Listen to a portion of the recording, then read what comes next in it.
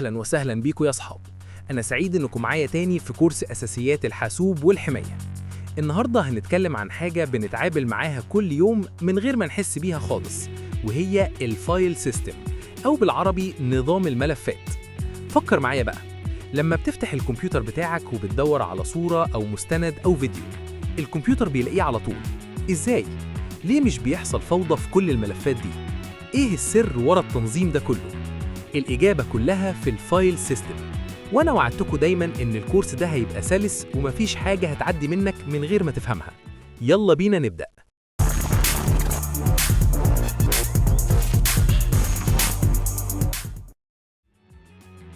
الجزء الأول، إيه هو الفايل سيستم أصلاً؟ تخيل إن الهارد ديسك بتاعك هو مستودع كبير جداً، زي مخزن ضخم فيه ملايين الأوراق والصور والمستندات. لو مفيش أي نظام للتخزين هيبقى صعب جداً تلاقي أي حاجة في الوقت الصح. الفايل سيستم هو النظام اللي بيحدد إزاي الداتا بتتخزن على الهارد ديسك، وإزاي بتتقرأ، وإزاي بتتعدل. هو زي فهرس الكتاب، مش هو المحتوى نفسه، لكنه اللي بيقولك المحتوى ده فين في الكتاب. الأوبريتنج سيستم بتاعك سواء كانت ويندوز أو لينكس أو ماك بتستخدم نظام ملفات مختلف. مثلاً ويندوز بتستخدم NTFS أو FAT32، لينكس بتستخدم EX4، ماك بتستخدم APFS. كل نظام ليه طريقة مختلفة في التنظيم، بس الفكرة الأساسية واحدة، إنه بيخلي الكمبيوتر عارف ملف معين موجود فين بالظبط على الديسك وبيقدر يوصل له بسرعة. الجميل إن الفايل سيستم مش بس بيخزن الملف، هو كمان بيخزن معلومات عن الملف كمان، زي اسمه وحجمه وامتداده وتاريخ إنشائه وتعديله. المعلومات دي بنسميها ميتا داتا. الجزء الثاني، إزاي الملفات بتتخزن فعلاً على الديسك. الكلاسترز والبلوكس اللبنات الأساسية للتخزين. الهارد ديسك مش بيخزن الداتا كلها في مكان واحد متواصل، لا، هو بيقسم نفسه لوحدات صغيرة اسمها كلاسترز، أو في بعض الأنظمة بتتسمى بلوكس. كل كلاستر عبارة عن مجموعة من السيكتورز، وكل سيكتور بيخزن عدد معين من البايتس. لما بتحفظ ملف، الفايل سيستم بيوزع الملف ده على عدد من الكلاسترز حسب حجمه. المشكلة إيه؟ إن مش دايماً الكلاسترز دي بتبقى جنب بعض، ممكن الملف الواحد يتوزع على أجزاء متفرقة على الديسك. الظاهرة دي اسمها فراجمنتيشن، وعشان كده في حاجة اسمها ديفراجمنتيشن، وهي عملية بيعيد فيها الجهاز ترتيب الملفات عشان تبقى متواصلة، وده بيخلي الجهاز أسرع في الوصول للملفات. مهم تعرف كمان إن ال SSD اللي بيستخدم دلوقتي كتير بيشتغل بشكل مختلف شوية عن ال HDD التقليدي، وعنده طريقته الخاصة في إدارة البلوكس اللي بتقلل مشكلة الفراجمنتيشن. الجزء الثالث، الدايركتري ستراكشر، إزاي الفولدرات بتتشكل. نظام الشجرة تري ستراكشر. لما بتفتح الفايل اكسبلورر وبتشوف فولدرات جوه فولدرات، ده مش بالصدفة، ده نظام متكامل اسمه Hierarchical Directory Structure أو نظام الشجرة. في الأعلى بيكون عندك الروت دايركتري، ده أصل كل حاجة. في ويندوز بيتمثل ب/C، وفي لينكس بيتمثل ب/.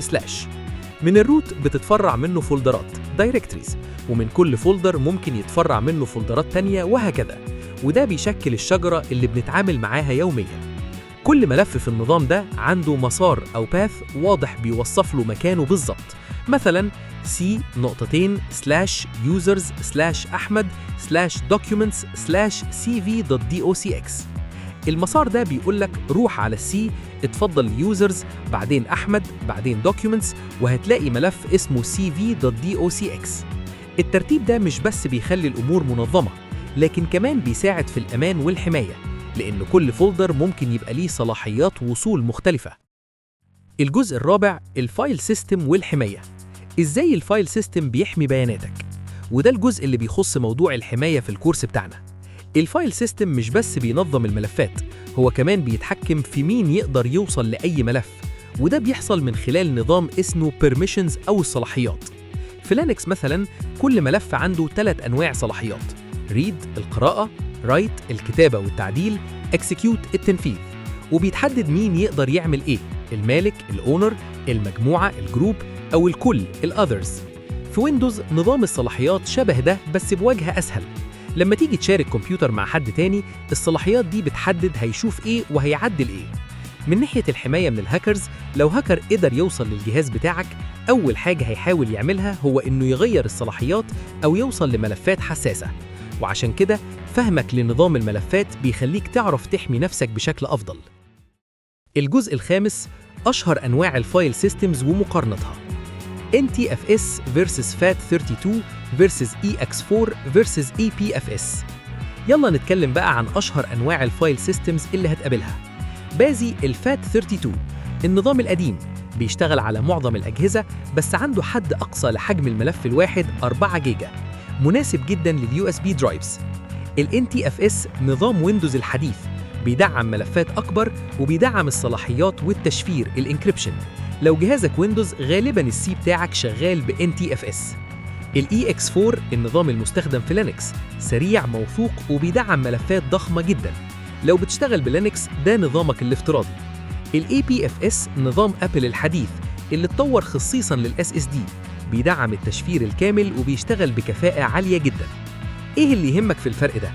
لو حبيت تنقل ملف بين ويندوز ولينكس مثلا، ممكن تواجه مشاكل في قراءة الفايل سيستم، ومعرفتك بده بتخليك تحل المشكلة بسهولة من غير ما تتعب. الخاتمة يا جماعة، النهاردة اتكلمنا عن حاجة تقيلة شوية بس مهمة جدا، الفايل سيستم. اتعلمنا ايه هو وازاي الملفات بتتخزن على الديسك، وازاي الفولدرات بتتنظم في نظام شجرة، وازاي الفايل سيستم بيحمي بياناتنا، واشهر الانواع اللي هنقابلها. الجميل انك دلوقتي مش هتبص على الفايل اكسبلورر بنفس العين، هتفهم انه ورا كل ملف في نظام دقيق وذكي بيشتغل في الخلفية. الدرس الجاي هنكمل الكورس ونتكلم عن أساسيات الشبكات وإزاي الداتا بتتنقل، وهيبقى مهم جدا لأي حد عايز يفهم الحماية بشكل أعمق. لو الفيديو أفادك ما تنساش تعمل لايك وتشترك في القناة وتفعل الجرس عشان ما يجيلكش فيديو من غيرك، وأي سؤال في الكومنتس وأنا هرد على الكل. شكرا ليكم وأشوفكم في الفيديو الجاي. تشاو.